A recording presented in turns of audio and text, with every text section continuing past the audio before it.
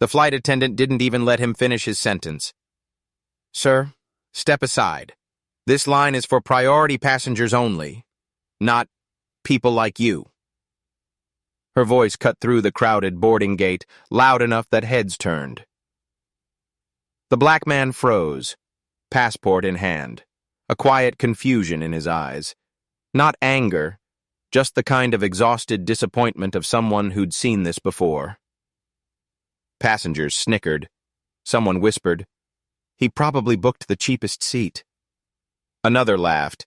"Yeah, no way he's flying business." But he said nothing. He simply lifted one eyebrow, calm, controlled, as if he knew something none of them did. The attendant folded her arms. "Sir, don't make this difficult. You are not cleared for this lane." He glanced at the jet bridge, then back at her. "Are you sure?" he asked softly. She scoffed. "Positive."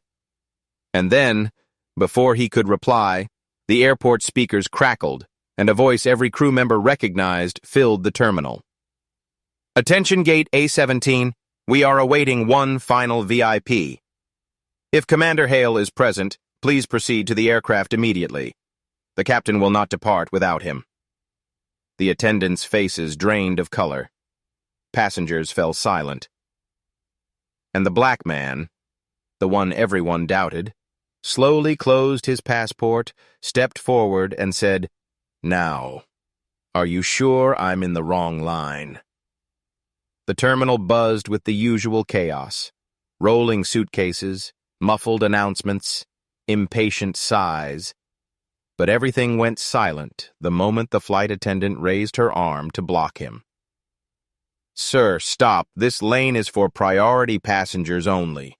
Economy is over there." Her tone wasn't just firm. It dripped with the kind of certainty people use when they've already judged you before you speak. The black man paused, passport half open, boarding pass visible, but she didn't even glance at it. "Ma'am," he said calmly, "I believe Sir," he cut him off again. "You believe wrong. Business class is for our elite members, executives, people who belong here." Her eyes flicked over his plain hoodie and worn travel bag. An instant verdict. He inhaled slowly, the kind of breath taken by someone who had fought too many small battles like this. Around him, passengers were already smirking. A man in a suit whispered loudly to his wife, "He's holding up the line." Another muttered, "Probably trying to sneak in. Happens all the time." But the black man didn't look at them. He didn't raise his voice or defend himself. If anything, he looked tired.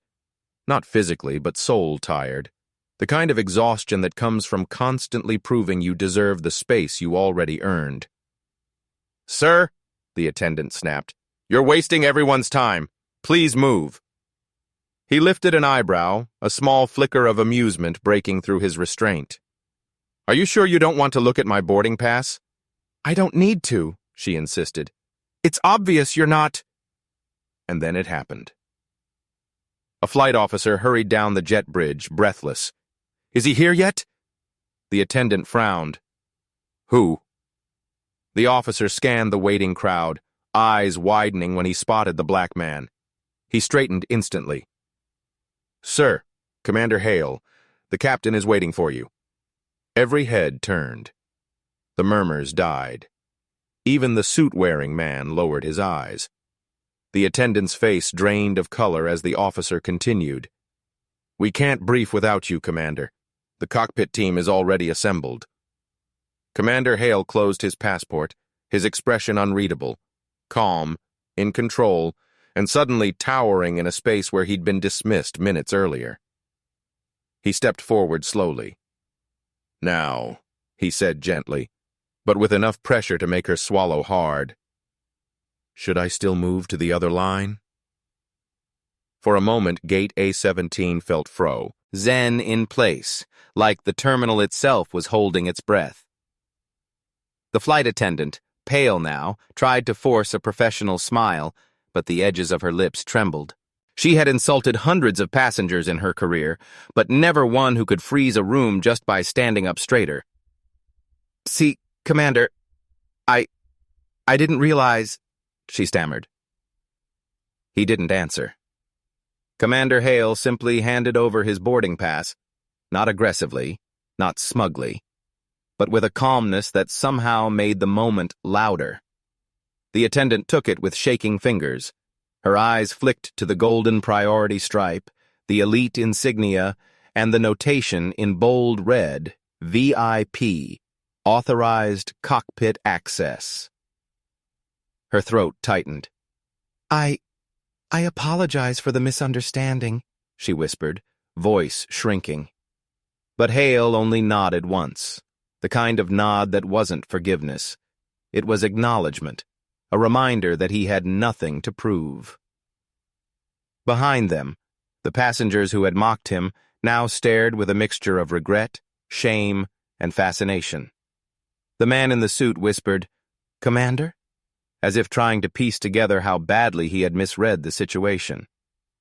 But Hale didn't look at any of them. He had spent a lifetime learning where to place his energy and where not to. As he walked toward the jet bridge, the flight officer followed 2 steps behind him, respectful, silent, almost reverent. "Sir," the officer finally said, lowering his voice, "the captain asked me to personally escort you. He said your presence is essential for tonight's route." Hale exhaled through his nose, not irritated, just thoughtful. "When we brief, tell the crew I want to review turbulence reports from Quadrant 6. The last transmission flagged irregular pressure pockets." "Yes, Commander." The title hung heavily in the air. The jet bridge hummed with ventilation noise, but inside Hale's mind, the world was quieter, more controlled.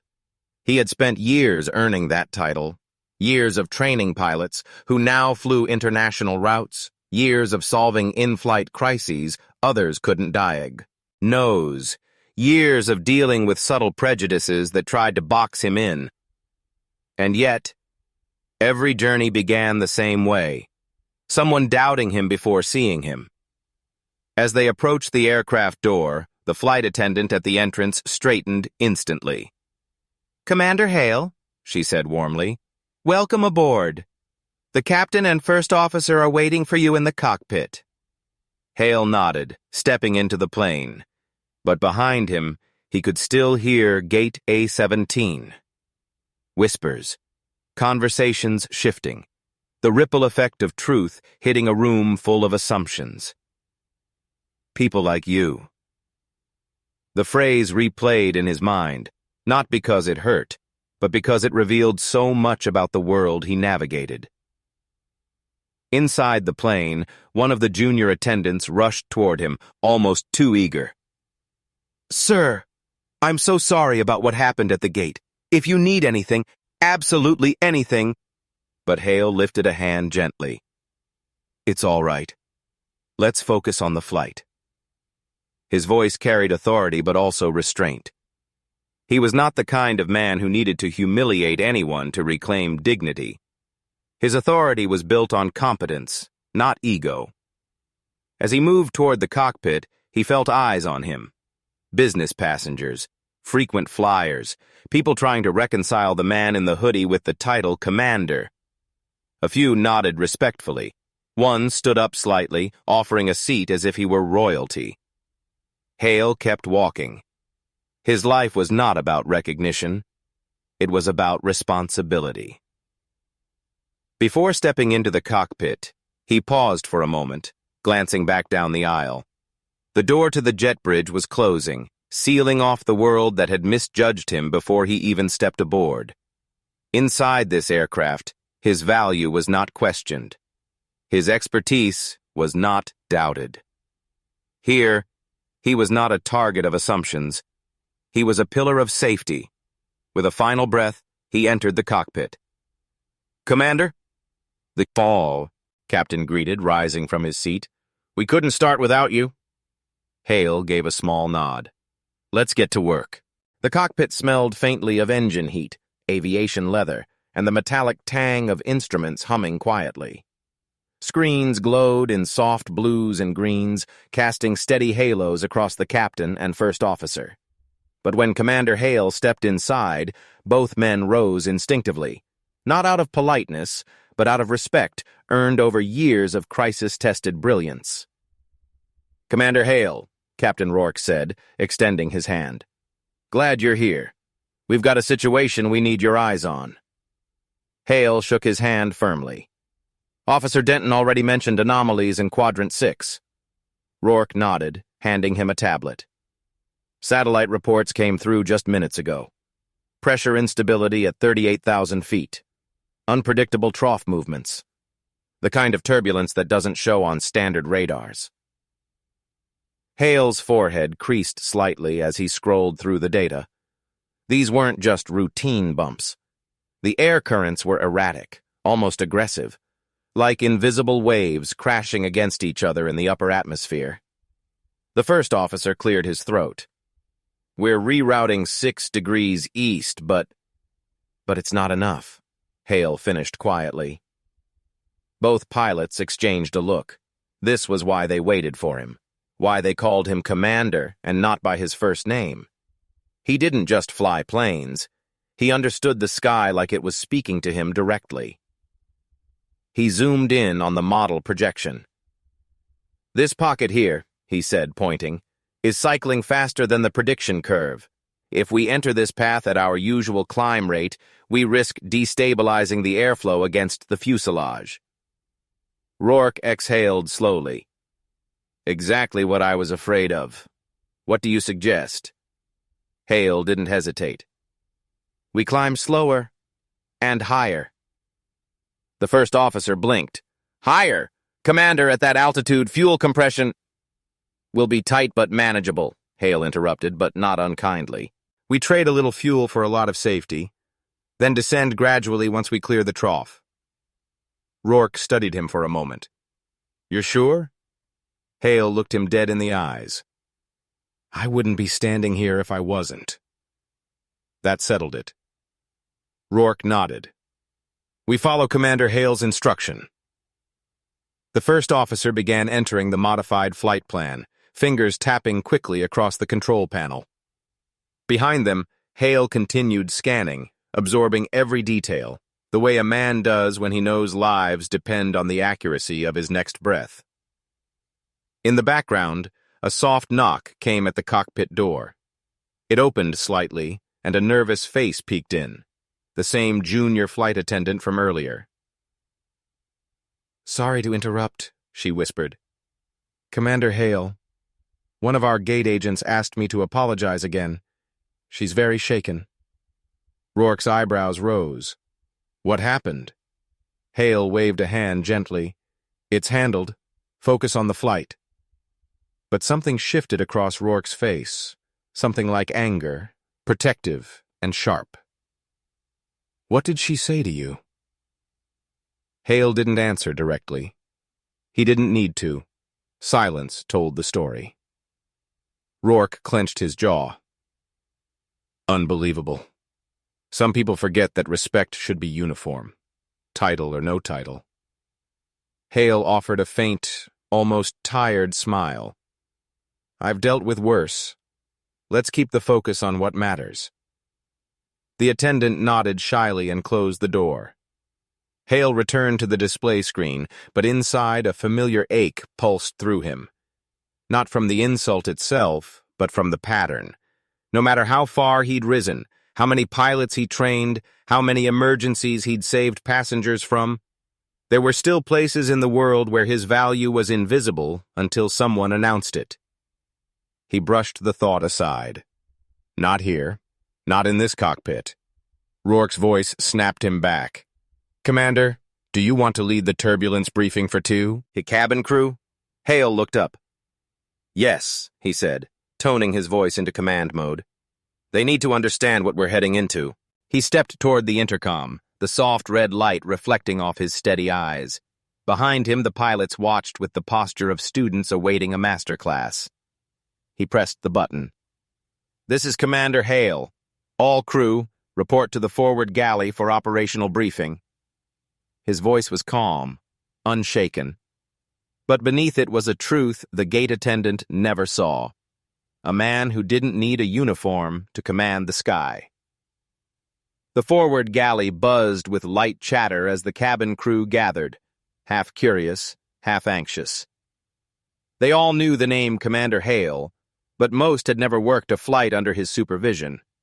Some had heard stories, emergency landings saved, crosswind crises corrected, pilots rebuilt from fear to mastery.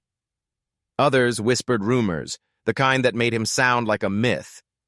But when he stepped into the galley, the room straightened as if pulled by an invisible command string. No uniform, no wings pinned to his chest, just a presence that made everyone stand a little taller. "Commander Hale," the senior attendant said, trying not to show how nervous she was. "We're ready for your briefing." Hale nodded once, then tapped the tablet in his hand. The turbulence model flickered onto the galley screen. Swirling currents, unpredictable pressure zones, shifting troughs. He began. "We're heading into a complex atmospheric trough between cruising altitudes. Standard cabin prep won't be enough. I need every crew member fully alert." The attendants leaned forward. He pointed to the first image. "This zone cycles turbulence in waves. Passengers may feel sudden drops that aren't actual altitude loss. It's pressure, not gravity." A young attendant swallowed. "How strong, sir?" "Strong enough that unsecured items will become projectiles." His tone wasn't dramatic. It was clinical, factual.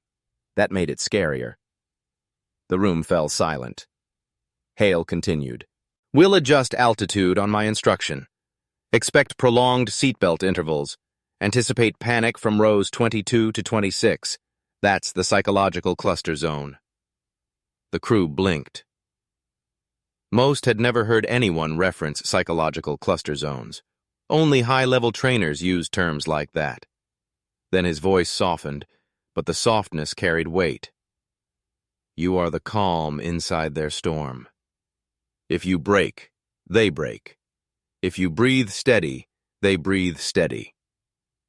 The senior attendant nodded rapidly, taking notes like a student afraid to miss a line.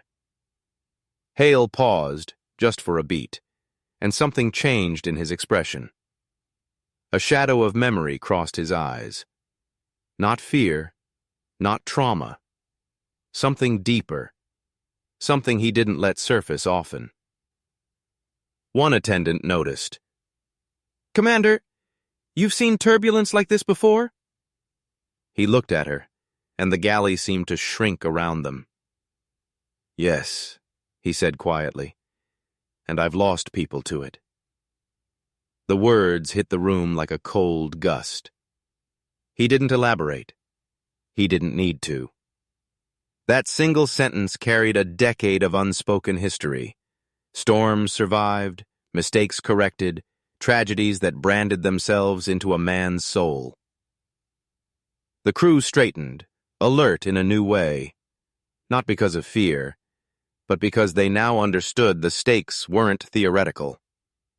Hale tapped to the final slide. "Last instruction. If I give the call, all crew must be seated, no exceptions. I'll be coordinating with the cockpit directly." "Understood, Commander." "Good," he said, stepping back. "Let's do our job." As the crew dispersed, whispers followed him. Not gossip, but awe. "He talks like a general." No wonder the captain deferred to him. "Did you see how he read those pressure maps? I heard he trained special aviation units." But Hale didn't hear a word.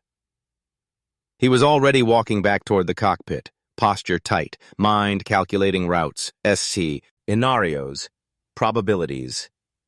Every footstep echoed with a quiet urgency. As he reached the cockpit door, Rourke looked up. "Commander, everything's set." Hale nodded, but his eyes were distant for a moment, as if he were someplace far above the earth, trapped between past and present. Rourke frowned. "You okay?" Hale exhaled slowly. Turbulence is predictable. People, less so. Before Rourke could ask more, a soft chime echoed through the cabin. A crew message from the entry door. The same attendant from gate A-17. Commander Hale, her voice shook. If you can hear this, I just wanted to say thank you for not reporting me. I was wrong. Hale stared at the speaker for a long moment. He didn't reply. He simply reached for the cockpit handle and pushed it open, stepping fully into the space where doubt could not reach him. Because the sky didn't care about assumptions. It only cared about mastery. The engines roared softly as the aircraft lifted through its initial climb. Cabin lights dimmed to a warm gold. Passengers settled in, and the seatbelt signs glowed steadily overhead. Everything looked normal, peaceful even. But Commander Hale felt the shift before anyone else did. A faint vibration in the floor panels, a subtle change in tonal frequency from the engines, a whisper in the static of the radio. He closed his eyes for half a second. It's starting. In the cockpit, Captain Rourke monitored the gauges, steady but alert. Commander, your turbulence predictions were dead on. Air density is already fluctuating.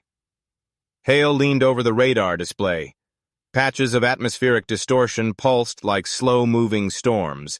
Some areas were still green, others were turning amber, and one zone, farther ahead, glowed a deep, angry red.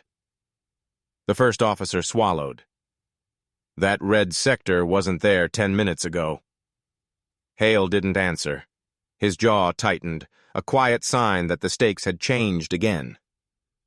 Behind the cockpit door, a soft knock broke the moment. Commander? It was the senior attendant. Cabin secure. Crew? In position. But some passengers are asking questions. The turbulence is louder than usual. Hale nodded. Tell them it's routine. Confidence from the crew keeps the cabin stable. Her shoulders eased at his calm tone. Understood. The door closed. Rourke exhaled. You always know what to say. Fear spreads faster than air pressure, Hale said quietly. Contain one, you contain the other. But the radio crackled suddenly, pulling their attention. Flight 309, this is Air Command monitoring. You are entering a zone of uncharted instability. Proceed with caution. Rourke responded, acknowledged. Hale leaned closer. Uncharted? Air Command rarely used that word. Uncharted meant unpredictable. Unpredictable meant dangerous. The first officer tapped in the new data. Commander, this trough doesn't match any of the forecast models. It's shifting like it's folding into itself, Hale finished. A pressure collapse. Rourke's eyes widened. That can't happen at this altitude. It shouldn't, Hale agreed. But it is. A sudden tremor shook the aircraft. Overhead bins rattled. A few passengers gasped. A baby cried from the mid-cabin. Hale placed one hand on the cockpit wall, not for balance, but to feel the aircraft. He sensed it again. A downward pull, subtle but wrong, like invisible hands pressing the wings from above. Rourke steadied the plane. Leveling at 39,000. No, Hale said instantly. Climb to 41. Slow ascent, 3% angle. The first officer hesitated. But fuel compression... I'll calculate the offset manually. Just climb. The pilots obeyed. As the aircraft nudged upward, the turbulence worsened, buffeting, shaking, snapping against the fuselage like pressure waves in a storm. Hale watched the pressure maps. We're threading between two collapsing air pockets. If we stay here too long, we'll get pulled sideways. Rourke glanced at him. Commander, how did you even see this coming? Hale answered without looking up. I've flown this pattern before. The cockpit fell silent. Before he could explain, a jolt slammed the aircraft. violent enough that seatbelts strained and the overhead lights flickered. Warning alarms chirped. The first officer grabbed the throttles. "Wind shear?" he shouted. "No," Hale barked. "This isn't wind, it's pressure compression." Rourke's voice hardened. "Commander, what's happening?" Hale finally turned toward him, and the look in his eyes was something Rourke had never seen before. Not fear, not panic. Recognition. "This isn't normal turbulence," Hale said slowly. "This is the same anomaly I reported years ago. The one no one believed existed." The cockpit froze. The anomaly. The event that had cost Hale people. The incident buried in classified reports, dismissed by experts, forgotten by everyone except him. Rourke stared. "Commander, are you saying this is that system?" "Yes," Hale whispered. "It's back." Another violent tremor ripped through the aircraft. Hale grabbed the yoke beside Rourke. "Prepare for manual override. If this system collapses completely, autopilot will fail." Rourke's voice trembled for the first time. "How bad could it get?" Hale looked straight ahead, at the swirling red zone expanding across the radar like a beast waking from sleep. "Bad enough," he said, "that the sky may not let us through this time." The cockpit lights flickered again, not from electrical fault, but from the violent shuddering rolling through the aircraft like a living thing clawing at the fuselage. Warning alarms blared in sharp, overlapping tones. Autopilot indicators flashed amber. Rourke gripped the yoke. "She's fighting me!" The first officer's voice cracked. "Commander, vertical stability is dropping." "I know," Hale said, already reaching across the panel, disabling non-essential systems before they shorted. His movements weren't frantic. They were precise, surgical, practiced. The kind of muscle memory you only gain from surviving the impossible. Then the altimeter dipped. A sudden stomach-wrenching drop pulled the aircraft down 20 feet in a violent lurch. Passengers screamed. Luggage thumped against overhead bins. Somewhere in the cabin, a glass shattered. The turbulence was no longer a storm. It was an assault. Rourke slammed a hand onto the throttle. "Autopilot disengaging!" A loud metallic clack confirmed it. The plane yawed right, fighting invisible currents that seemed determined to twist it sideways. The first officer shouted, "Commander, manual control!" Hale didn't hesitate. His hands wrapped around the auxiliary yoke, gripping it with the solemn authority of someone who'd held too many controls during too many life-or-death moments. "On my mark," he said. 3, 2, 1, transfer. Rourke flicked the switch. The plane kicked again, but this time Hale countered instantly, leveling with a precision so clean it felt impossible amid the chaos. Rourke stared at him. "How did you—" "Focus," Hale commanded. The radar screen pulsed red, then deeper red, like a storm mutating in real time. The anomaly, the same phenomenon he had reported a decade ago, was expanding faster than physics allowed. The first officer wiped sweat from his brow. "Commander, this air system shouldn't exist. The collapse rate, it's—" "I know what it is," Hale cut in. His voice wasn't loud, but it carried steel.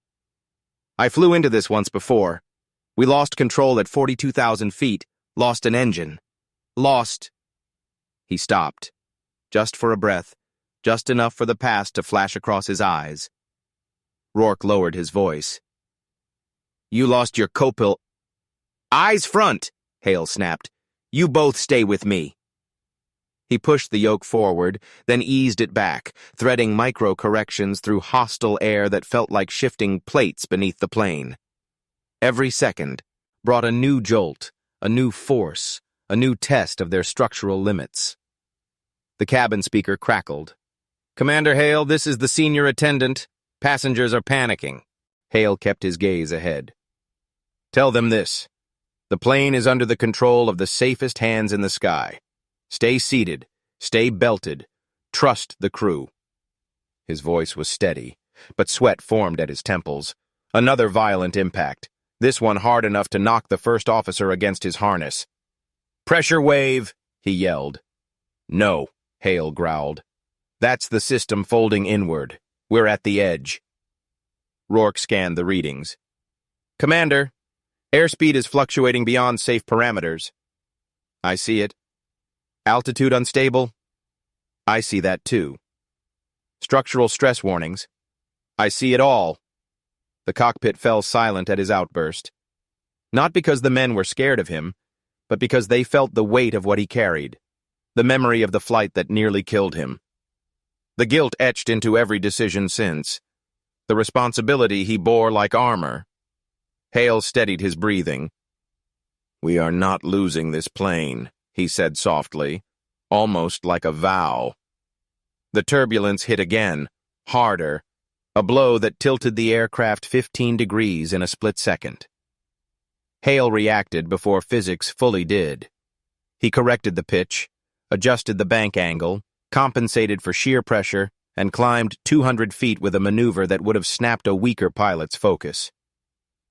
Rourke whispered, "My God, Commander, you're flying through it like you can feel the air." Hale didn't answer, because he could feel it. The anomaly wasn't just weather. It was a pattern, one he'd studied, survived, and sworn he'd never face again. But fate didn't care about vows. The radar beeped sharply. The first officer's face went pale. "Commander?" The red zone just split. It's forming a second collapse. Hale's eyes narrowed. 2 collapse zones. No precedent, no escape path. Rourke swallowed. "What do we do?" Hale exhaled, the calm before a storm he knew too well. "We fly through the fracture," Test, he said. "It's the only way to survive this." Both pilots stared at him in disbelief. But Hale had already begun the maneuver. The fracture zone appeared on the radar like a wound ripping open across the sky. 2 collapsing pressure pockets twisting in opposite directions, creating a violent corridor of unstable air. No simulation had ever modeled it. No aviation manual had ever prepared for it. Only one man on this plane had seen anything close to it before. And the last time, he hadn't made it through unscathed. Rourke stared at the display. "Commander, that corridor is suicide." "It's survivable," Hale said, tightening his grip on the yoke, "if we hit it at the exact microsecond between collapse cycles." The first officer blinked rapidly. "You mean timing the crossing between 2 imploding pressure walls? Are you insane?" Hale didn't flinch. "Insane pilots don't survive anomalies. Experienced ones do." The plane bucked violently, as if the sky resented the challenge. A galley cart crashed somewhere behind them. A child screamed. Oxygen masks rattled in their compartments, threatening to drop. The senior attendant's frantic voice erupted over the intercom. "Commander Hale, passengers are panicking. Some are unbuckling. 1 woman fainted." "Secure the cabin," Hale ordered. "No one stands. Not for any reason." "But sir—" "Now." His tone sliced through fear like steel. Rourke stole a glance at him. "You sound like a man who's fought this beast before." Hale's jaw tightened. "I have." The turbulence slammed the aircraft again, harder, sharper, as if trying to tear away the wings. Warning lights flashed red. Structural stress alarms wailed. The first officer grabbed the overhead handle for support. "Commander, tell us what happened. Tell us how you know this pattern." Hale kept his gaze pinned forward, but the room felt suddenly smaller. The cockpit air thinned. His breathing slowed. "My last anomaly flight," he said quietly, "was 8 years ago. I was supervising a training mission. 2 pilots under me. Good men. Disciplined." He paused, swallowing something heavy. "We hit a collapse zone at 40,000 feet. pressure walls folded in before we could calculate an exit. Rourke whispered, "What happened?" Hale's fingers tightened around the yoke. The memory re-entered his body like a scar reopening. "We lost engine 2, lost the left wing stabilizer, and—" His voice strained. "We lost First Officer Daniels." The cockpit fell silent. The first officer lowered his eyes. "Daniels, the one they said died due to pilot error?" "Yes," Hale snapped. "But the report was wrong. I filed the truth. I documented the anomaly. They called it pilot overreaction. They buried the data. They said atmospheric collapse was impossible." Rourke's jaw clenched. "So they blamed you." "They blamed us both," Hale said. "But Daniels wasn't there to defend himself." Another violent jolt ripped through the plane, but Hale corrected instantly, pulling them away from a downward drag. "Commander," the first officer said softly, "you've been living with that guilt all this time?" "No," Hale said. "I've been living with proof." His eyes burned with a fierce, quiet fire. And tonight, the anomaly returned.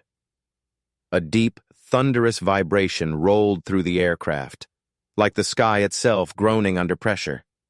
The fracture zone was seconds ahead now, twisting, shifting, threatening to collapse inward entirely. Rourke's voice rose, thin with tension. "Commander, we need coordinates." Hale scanned the cycling patterns, the pulse of collapse, expansion, collapse. The anomaly had a rhythm, a heartbeat, the same unnatural pulse he'd studied for years. He pointed sharply. "There, at the trough between pulses. We slip through before the second pocket contracts." The first officer stared. "But that gives us, what, 2 seconds?" 1.8, Hale corrected. Rourke's breath hitched. "Commander, one mistake." "No mistakes," Hale said. "Not this time." The aircraft lunged toward the fracture. The pressure walls pulsed. The cockpit trembled so violently the screens blurred. In the cabin, passengers cried, prayed, clutched hands, screamed as the plane dropped another 50 feet. Masks shook. Overhead bins quivered, panels rattled like they might tear loose. The senior attendant shouted into the intercom, "Commander, please, what's happening?" Hale didn't respond. He couldn't. Every neuron in his body was focused on the pulse cycle ahead, on redemption, on survival, on the one moment he could not afford to miss. "Rourke," Hale said steadily, "set throttle to 84%. Done. First officer, adjust flaps 2 degrees. Done." Hale inhaled once.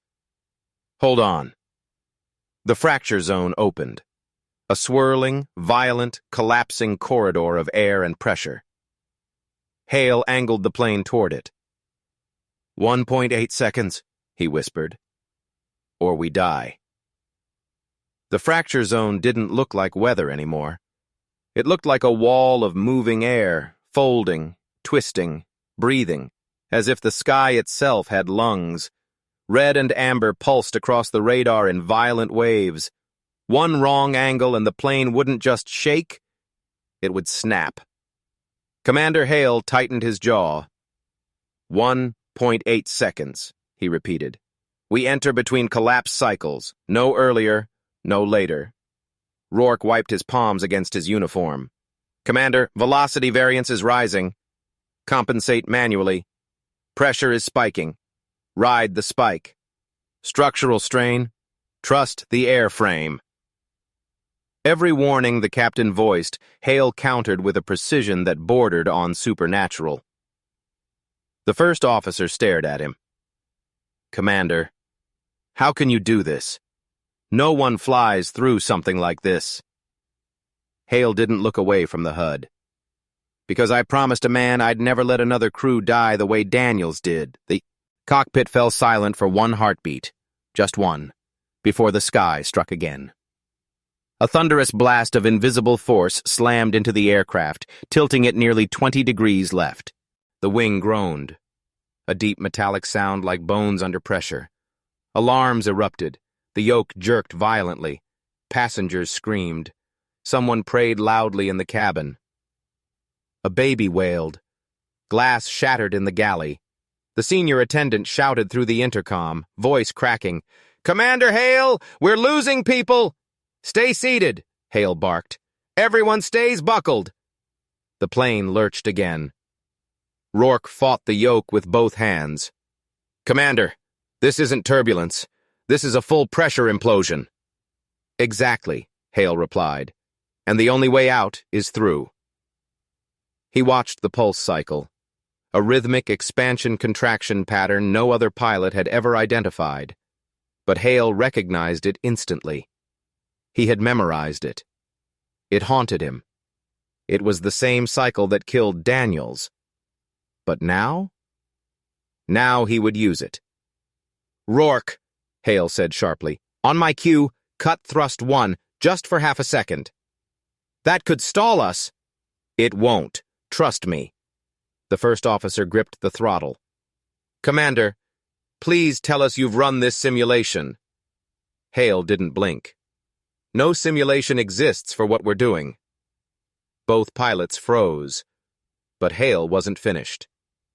"And that's why I'm flying it." The fracture loomed ahead, a spiraling maw of collapsing air. The pressure walls trembled, pulling at the plane. The aircraft shuddered violently, tail vibrating so fiercely the instruments blurred. Hale's voice dropped to a whisper. "Rourke, now." Rourke slammed the throttle back. The engines dipped. The nose dipped. The passengers screamed again, but the plane slipped under the first collapse wave by inches. "Thrust 1! Back!" Hale commanded. Rourke restored power. The plane surged upward again. The second pressure wall began collapsing inward like a closing fist. 1.8 seconds, the first officer shouted.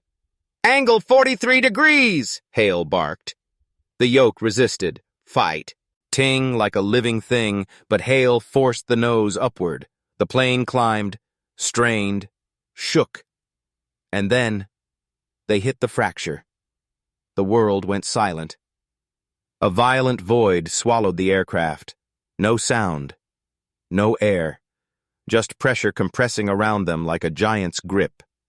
The cabin gasped as oxygen masks fell. Panels rattled. An overhead bin popped open. For a terrifying instant, the wings bent almost imperceptibly, flexing far beyond safe limits. Rourke's voice cracked. "Commander, we're breaking apart." "Hold the angle!" Hale roared. The plane shot forward through the collapsing corridor, buffeted, dragged, lifted, slammed, but still flying. Light burst through the windshield as they breached the far side. The anomaly vanished behind them like a curtain snapping shut. The alarms stopped. The shuddering eased. The pressure normalized. For the first time in minutes, the aircraft was flying in clean air. Silence filled the cockpit. Rourke leaned back, shaking, eyes wide. "Commander, no one alive could have done what you just did." The first officer stared at Hale like he wasn't human. How could you... Hale did not respond. His eyes remained locked on the fading anomaly behind them. A ghost he'd chased for 8 years. A ghost that almost took another plane. Finally, he whispered, "Because the truth is..." Both pilots leaned closer. Hale exhaled. That anomaly wasn't natural. Rourke blinked. "What do you mean?" Hale turned slowly toward them. It wasn't a weather event. It wasn't turbulence. And it wasn't an accident last time. The cockpit froze. Hale's next words shattered everything they believed about the sky. Someone created it. And whoever they are, they're still up there. The clean air outside should have brought relief, should have eased the terror, should have made the cockpit breathe again. But instead, it made the silence louder. Captain Rourke stared at Commander Hale as if seeing him for the first time. The first officer slowly removed his trembling hands from the throttle. Someone created it? Rourke repeated, voice barely above a whisper. Hale didn't look away from the windshield. His jaw was set, his breathing controlled. But his eyes, they were haunted. Yes, he said. The anomaly is engineered, artificial, a controlled atmospheric distortion. The first officer blinked rapidly. Commander, that's impossible. No one can manipulate pressure systems at that altitude. It's science fiction. Hale turned his head slowly toward him. Tell that, he said quietly, to the men who died. The words fell heavy, suffocating the air. Rourke swallowed hard. Why didn't the Aviation Board act on your report? Why hide it? Hale gave a hollow laugh, one without humor, one carved by 8 years of being dismissed. They didn't hide it, he said. They buried it, locked it, classified it, because if the public discovered someone had the capability to destabilize commercial airspace, he paused. The sky would stop being trusted. The cockpit darkened for a moment as clouds drifted across the nose. But inside the aircraft, something darker was settling. The realization that they hadn't escaped danger. They had interrupted someone's plan. Before Rourke could respond, the radio crackled. Not with static, not with ground control, but with a tone. A tone Hale recognized instantly, a tone he had prayed never to hear again. A scrambled, encrypted frequency, one only elite-level aviation strategists knew. Rourke snapped to attention. What channel is that? Hale didn't answer. His hands were shaking, just slightly, but enough. The first officer frowned. Commander, what is that signal? Hale pressed the comm switch. The cockpit speakers hissed. Then a distorted voice emerged. Hale. Commander Hale. You survived again. Rourke's eyes widened. Who the hell? The voice continued, calm, almost amused. Impressive maneuver. 1.8 seconds, wasn't it? Still predictable, even after all these years. Hale's blood ran cold. The first officer whispered, Commander. He knew the timing? Hale nodded slowly, every muscle rigid. Only one man could calculate collapse cycles that precisely. The voice crackled again. You should have died the first time, Hale. You and Daniels both. Rourke's breath caught. He knew about Daniels. Hale's hands curled into fists. Identify yourself, he said through clenched teeth. Right now. A low, mocking laugh echoed through the cockpit. Oh, Commander? Still giving orders? Still trying to control what you don't understand? The aircraft trembled, not from turbulence, but from something far more chilling. The frequency signal was syncing with the plane's sensors. The first officer's screen flashed an error message. Commander, the signal is scanning us. Rourke paled. They're hijacking our telemetry. The voice returned, sharper now. Don't worry. I'm not here to kill you today. Not yet. Hale stepped closer to the comm panel, his voice low and dangerous. Why are you targeting commercial flights? He growled. What do you gain from causing atmospheric collapses? The voice paused, then answered with a coldness that froze every cell in the cockpit. Because the world listens when planes fall. And chaos is profitable. The first officer gasped. Commander, this is terrorism. Scientific terrorism. But Hale wasn't listening anymore. His eyes burned with the fire of a man who had just confirmed the nightmare he'd carried for years. Rourke whispered, "Hale, what does he want from you?" The voice responded as if it heard the captain directly. "Oh, it's simple. I want Hale back." Silence. Then, after all, he helped create the first anomaly. The cockpit froze. Rourke stared at him. The first officer's mouth fell open, and Commander, Hale, the man who had saved hundreds of lives, the man they trusted, the man who had just flown through death, closed his eyes. He didn't deny it. He didn't speak, because the truth was, a blade he'd been hiding for years. And now, everyone on the plane was bleeding from it. The cockpit was dead silent. No alarms, no turbulence, no shaking metal, just the quiet hum of a plane full of terrified passengers who had no idea their lives were hanging on a truth whispered through a stolen frequency. Captain Rourke stared at Commander Hale, waiting, needing for him to deny it. To say the voice was lying. To say he had nothing to do with engineered anomalies. To say he wasn't part of something that could turn the sky into a weapon. But Hale didn't speak. His chest rose and fell, slow, controlled, devastated. The voice on the radio only deepened the wound. "Tell them, Hale. Tell them what we built, what you helped design." The first officer swallowed hard. "Commander, is it true?" Hale finally exhaled, and the weight of 8 years dropped into the cockpit. "I was part of a classified aeronautics program," he began, voice low. "We were tasked with studying atmospheric manipulation, predictive pressure modeling, crisis simulations." Rourke blinked. "You mean weather control?" "No," Hale said sharply. "Weather influence, micro-pressure fields, airflow shaping.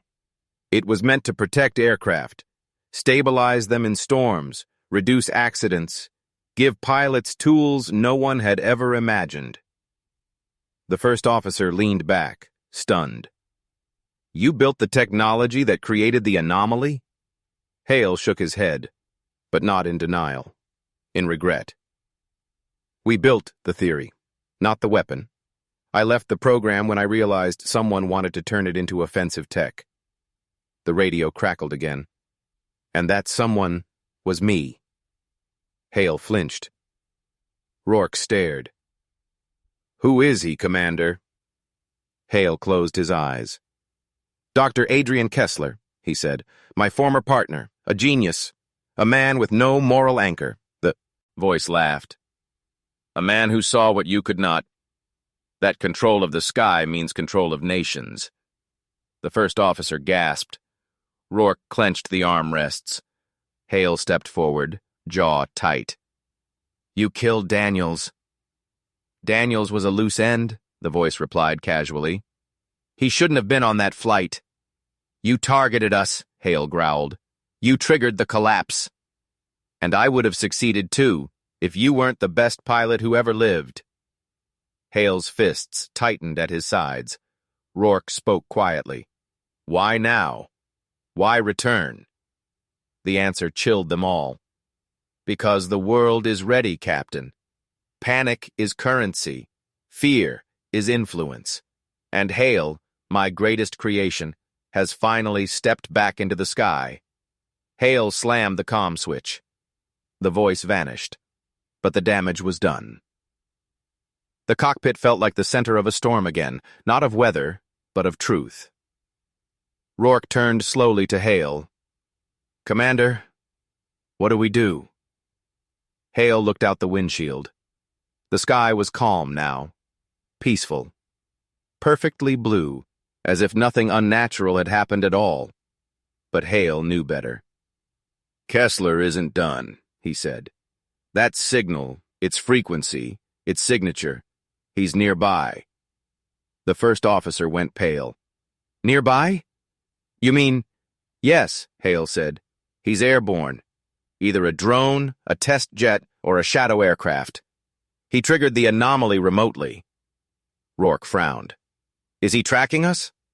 He already has our telemetry, Hale answered. He knows where we are, where we're going. The cabin speaker chimed softly. Commander Hale?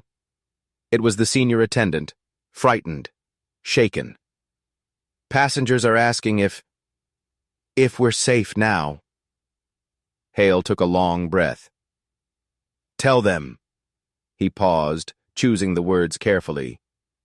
Tell them they were saved tonight because the crew stood strong. The attendant's voice steadied.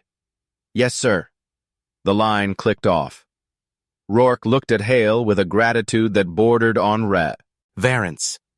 You saved this flight, Commander. You saved all of us. A muscle tightened in Hale's jaw. No, he said quietly. I bought us time. The first officer wiped his brow. Commander, what happens next? Hale turned from the window. His expression was no longer haunted, no longer burdened. It was resolute. We land this aircraft safely, he said. We submit a full incident report, and I tell the world what they buried. Rourke stared. Hale, if you expose Kessler, he'll come after you. Hale nodded once. He already has. He reached for the radio panel again, not to speak, but to switch frequencies. Secure channels. Encrypted lines only high-clearance aviation specialists knew. Rourke's eyes widened. Commander, who are you calling? Hale didn't look back. People who should have listened 8 years ago. The first officer whispered, And if they don't? Hale's voice dropped to steel. Then I go after Kessler myself. The sky stretched endlessly in front of them, blue, calm, deceptive. But Commander Hale was done running from ghosts. Now, he was hunting one. If you enjoyed this story, hit like, subscribe, and comment. Do you want part 2, when Hale hunts the man who tried to break the sky? Your support helps us bring more cinematic stories like this to life.